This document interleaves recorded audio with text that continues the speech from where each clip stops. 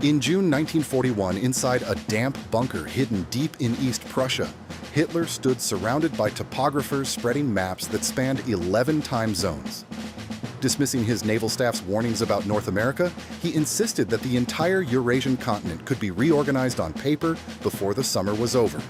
Looking toward the Soviet border, Hitler brushed aside the Western Hemisphere to his generals with absolute certainty. The Americans are a degenerate people. Once the Red Army is smashed, we will deal with them. We will deal with the American upstarts after Russia.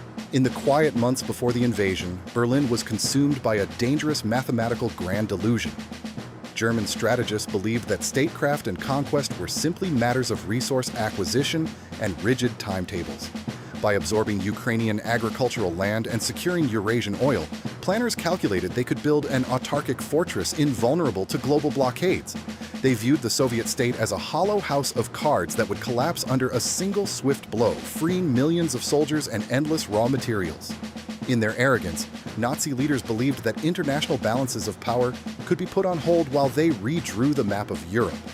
They treated North America as a secondary problem for a distant future, completely failing to grasp that their economic calculations were a blueprint for self-destruction long before any soldiers crossed a border. The German armed forces must be prepared, even before the conclusion of the war against England, to crush Soviet Russia in a rapid campaign. This operation shall be named Case Barbarossa.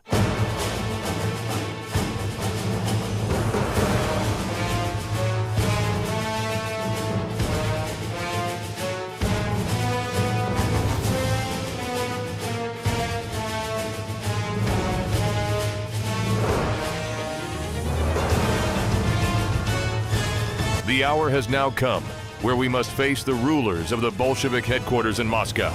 The march of this front is something that extends beyond the history of individual countries. It is the greatest march the world has ever seen.